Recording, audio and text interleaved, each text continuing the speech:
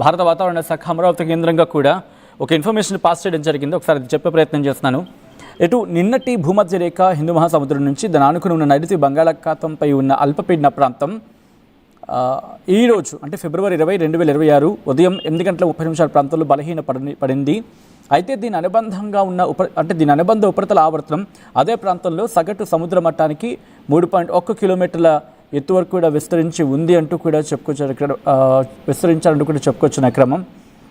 దాంతోపాటు రాబోయే 24 గంటల్లో పశ్చిమ వాయు దిశగా ఇది కదులుతూ శ్రీలంక వైపు కదిలే అవకాశం ఉందని చెప్పి భారత వాతావరణ శాఖ అంచనా వేయడం జరుగుతోంది. దాని ప్రభావంతో ఇటు ఆంధ్రప్రదేశ్కి సంబంధించి మాట్లాడుకున్న క్రమంలో కొన్ని ప్రాంతాలు అయితే మాత్రం దీని ప్రభావం ఉండబోతుంది. అది మనకి క్లియర్గా కనిపిస్తోంది. దట్టు కొన్ని ప్రాంతాలకైతే 22వ తారీఖు నుంచే ప్రారంభం కాబోతోంది. ఇంకొన్ని ప్రాంతాలకి ఆ మరుసటి రోజు నుంచి, ఇంకొన్ని ప్రాంతాలకి ఆ పై అమర్నాథ్ నుంచి.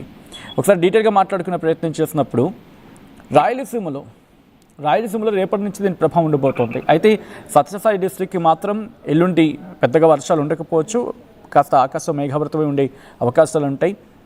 రాయలసీమ గురించి మాట్లాడుకున్న సందర్భంలో కర్నూలులో రేపటి నుంచే ప్రభావం ఉంటుంది. రేపు ఎల్లుండి ఆ మర్నాడు కాస్త బ్రేక్ ఉండొచ్చు, కాస్త డ్రై వాతావరణం ఉండొచ్చు. ఆ మర్నాడు మళ్ళీ తేలికపాటి నుంచి మోస్తారు వర్షాలు ఉంటాయి. అలాగే నంద్యాలకు రేపటి నుంచి 4 రోజుల పాటు కంటిన్యూస్గా ఆకాశం మేఘావృతమై ఉంటుంది. తేలికపాటి నుంచి మోస్తారు వర్షాలు పడే అవకాశం ఉంటుంది. అలాగే అనంతపురానికి ఇంట్రెస్టింగ్గా రేపటి నుంచి 3 రోజుల పాటు డ్రైగానే ఉంటుంది. బట్ ఆ మర్నాడు మాత్రం తేలికపాటి నుంచి మోస్తారు వర్షాలు పడే అవకాశం ఉంటుంది. ఇక అక్కడి నుంచి చూసుకుంటే శ్రీ సత్యసాయి డిస్ట్రిక్ట్ అక్కడ రేపు ఆకాశం మేఘావృతం ఉంటుంది. తేలికపాటి నుంచి మోస్తరు వర్షాలు ఉంటాయి. ఎల్లుండి కాస్త డ్రై వెదర్ ఉంటుంది. ఆ మరుసటి 2 రోజులు కూడా తేలికపాటి నుంచి మోస్తరు వర్షాలుతో కూడిన జల్లులు పడే అవకాశం ఉంటుంది. ఇక అలాగే వైఎస్ఆర్ డిస్ట్రిక్ట్ రేపటి నుంచి 3 రోజుల పాటు తేలికపాటి నుంచి మోస్తరు వర్షాలు ఉంటాయి. అన్నమయ్య డిస్ట్రిక్ట్ సంబంధించి మాట్లాడుకుంటే ఇటు రేపటి నుంచి 3 రోజుల పాటు తేలికపాటి నుంచి మోస్తరు వర్షాలు పడే అవకాశం ఉందని భారత వాతావరణ శాఖ అంచనా వేయడం జరుగుతోంది. తిరుపతికి సంబంధించి మాట్లాడుకుంటే తిరుపతికి రేపు ఎల్లుండి ఆ మరుసటి రోజు అవతల అంటే 4 రోజుల పాటు తేలికపాటి నుంచి మోస్తరు వర్షాలు పడే అవకాశం ఉందని భారత వాతావరణ శాఖ అంచనా వేయడం జరుగుతుంది. కొన్ని చోట్ల చిరుజల్లులు పడే అవకాశం ఉంటుంది. ఇక అక్కడి నుంచి చిత్తూరు విషయానికి వస్తే కనుక చిత్తూరు కూడా రేపు అలాగే రేపు ఎల్లుండి ఆ మరుసటి రోజు ఆ మర్నాడు అంటే 4 రోజుల పాటు తేలికపాటి నుంచి మోస్తరు వర్షాలు పడే అవకాశం ఉందని చెప్పి భారత వాతావరణ శాఖ అంచనా వేయడం జరుగుతుంది. బంగాళాఖాతంలో ఏర్పడిన ఉపరితల అఫ్కోర్స్ బంగాళాఖాతం గురించి మాట్లాడుకున్నప్పుడల్లా అక్కడ ఏదో ఒక హ్యాపెనింగ్ ఉంటూనే ఉంటుంది. అఫ్కోర్స్ కాస్త డ్రై వెదర్ ఎక్కువగా ఉంది కాబట్టి ఈ వర్షాలకు కారణం అయి ఉండొచ్చు అది కూడా. బట్ ఆ ఎగ్జాక్ట్ రీజన్ అనేది వాతావరణ శాఖ అధికారులు చెప్పే ప్రయత్నం చేస్తారు దీనికి సంబంధించి పూర్తి స్థాయిలో క్లారిటీ వచ్చిన తర్వాత. అయితే భారత వాతావరణ శాఖ అంచనా ఏంటంటే కొద్దిసేపు క్రితం మాట్లాడుకున్నట్టుగా నైరుతి బంగాళాఖాతంపై ఉన్న అల్పపీడన ప్రాంతం ఈరోజు కాస్త బలహీనపడింది. అయితే దీనికి అనుబంధంగా ఉపరితల ఆవర్తనం ఉంది, అదే ప్రాంతంలో ఉంది. సముద్ర మట్టానికి 3.1 కిలోమీటర్ల ఎత్తులో విస్తరించిందని చెప్పి దీంతో ఇది రాబోయే 24 గంటల్లో పశ్చిమ వాయువు దిశగా కదులుతుంది. పశ్చిమ వాయువు దిశగా కదిలిన సందర్భంలో ఇంట్రెస్టింగ్ ఏమవుతుందంటే పశ్చిమ వాయు దిశగా అంటే కనుక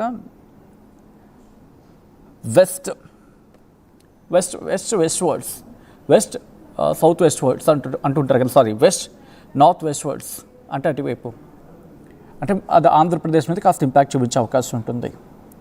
దాంతోపాటు ఇంకేమంటుంది భారత వాతావరణ శాఖ, భూమధ్య రేఖ హిందూ మహాసముద్రం నుంచి దాని ఆనుకుని ఉన్న ఆగ్నేయ బంగాళాఖాతంలో అంటే ఆ ఆగ్నేయ బంగాళాఖాతం మీదుగా సగటు సముద్ర మట్టానికి 5.8 కిలోమీటర్ల ఎత్తు వరకు కూడా ఉపరితల ఆవర్తనం ఉంది.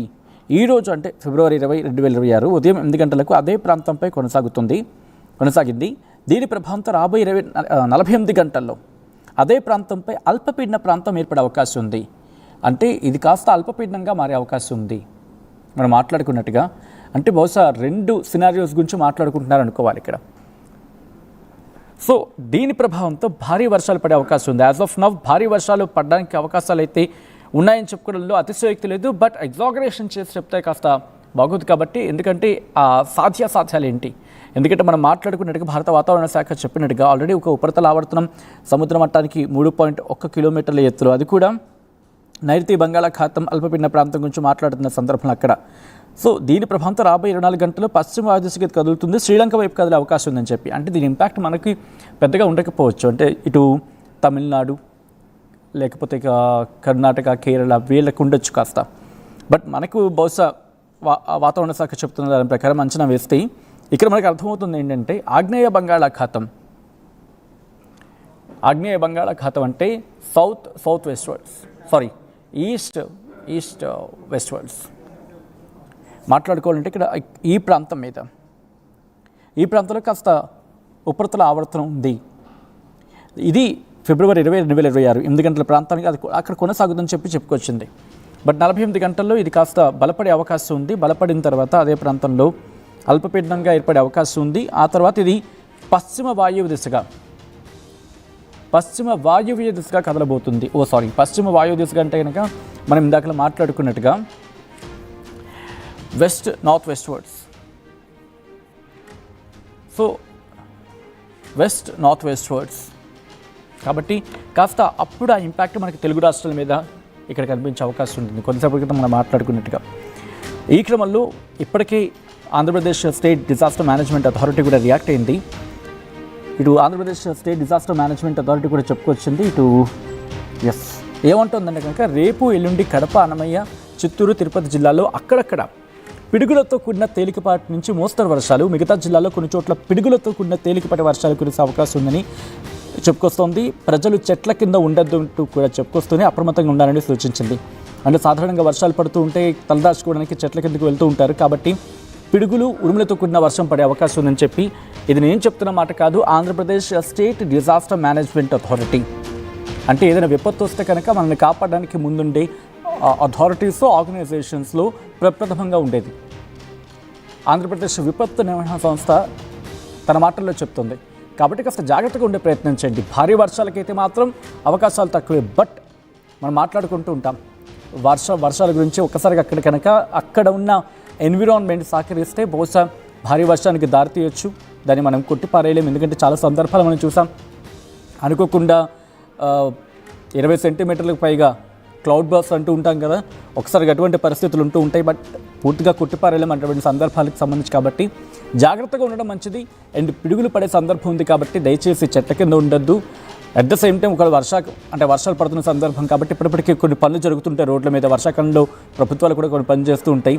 అటువంటి సిచ్యువేషన్స్ ఉంటే కాస్త రోడ్ మీద అవగాహన ఉంచుకోండి. మ్యాన్ హోల్స్ని కంప్లీట్గా వాటిని క్లోజ్ చేయించుకోండి. ఒకవేళ అక్కడ అథారిటీస్ కనుక పని చేయకపోతే వాటిని ఆర్టీవీ దృష్టికి తీసుకురండి, ప్రభుత్వం దృష్టికి తీసుకువెళ్ళే ప్రయత్నం చేద్దాం, అధికారుల దృష్టికి తీసుకువెళ్ళే ప్రయత్నం చేద్దాం. కాస్త జాగ్రత్తగా ఉంటే సరిపోతుంది. భయపడద్దు, జాగ్రత్తగా ఉండండి. ఇది మిమ్మల్ని భయపెట్టడానికి కాదు, మీరు జాగ్రత్తగా ఉండడానికి అండ్ రైతులకు సంబంధించి ఇన్ఫర్మేషన్ పాస్ చేసే ప్రయత్నం చేయండి. ఐ కోట్ అగైన్, భారీ వర్షాలకి ఇది అంతగా ఛాన్స్ లేదు. బట్ లైట్ తీసుకోవద్దు. తేలికపాటి నుంచి మోస్తరు వర్షాలు భారీ వర్షాలకు దారితీసే అవకాశం ఉంటుంది కొన్ని ప్రాంతాల్లో. అలాంటి పూర్తిగా వాటికి ఆపాదించే ప్రయత్నం చేద్దాం ఈ ప్రాంతాలకు సంబంధించి. ఎందుకంటే అల్పపీడనంగా మారే అవకాశం ఉందని చెప్పి ఇంకా అంచనాలు ఉన్నాయి. భారత వాతావరణ శాఖ అంచనాలు ఉన్నాయి. ఒకవేళ పూర్తి స్థాయిలో బలపడి భారీ వర్షాలకు వెళ్తే కనుక మనం అలర్ట్ చేసే ప్రయత్నం చేద్దాం. బట్ ఇన్ఫర్మేషన్ రైతులకు పాస్ చేసే ప్రయత్నం చేయండి. ఎందుకంటే వాళ్ళకి ఇన్ఫర్మేషన్ చాలా కీలకం కాబట్టి. తెలుగు రాష్ట్రాలకు బిగ్ రెయిన్ అలర్ట్ అని చెప్పుకోవాలి. బంగాళాఖాతంలో ఉపరితల ఆవర్తనం ఏర్పడింది. రేపటికి అల్పపీడనంగా మారే అవకాశం ఉందని చెప్పి వాతావరణ శాఖ అంచనా వేయడం జరుగుతోంది. ఈ నేపథ్యంలో ఆంధ్రప్రదేశ్, తెలంగాణకు భారీ వర్ష సూచన జారీ చేసింది వాతావరణ శాఖ. తేలికపాటి నుంచి మోస్తరు వర్షాలు పడే అవకాశం ఉందని చెప్పుకొచ్చింది. రాయలసీమ, కోస్తా ప్రాంతాల్లో భారీ వర్షాలకు అవకాశం ఉంది కొన్ని ప్రాంతాలకు సంబంధించి మాట్లాడుకుంటే. ఇక తెలంగాణలో 9 జిల్లాల్లో వర్షాలు కురిసే అవకాశం ఉంది. At the same time Tamil Nadu, Kerala, Madhya Pradesh, Himachal Pradesh, west Bengal, Jharkhand రాష్ట్రాల్లో కూడా వర్షాలు పడే అవకాశం ఉందని చెప్పి భారత వాతావరణ శాఖ అంచనా వేయడం జరుగుతోంది. మరి మీ ప్రాంతాల్లో ఎటువంటి వాతావరణం ఉంది? పొడి వాతావరణం ఉందా? ఆకాశం మేఘావృతం ఉందా? లేకపోతే ఎటువంటి పరిస్థితులు ఉన్నాయి? కామెంట్ చేసే ప్రయత్నం చేయండి.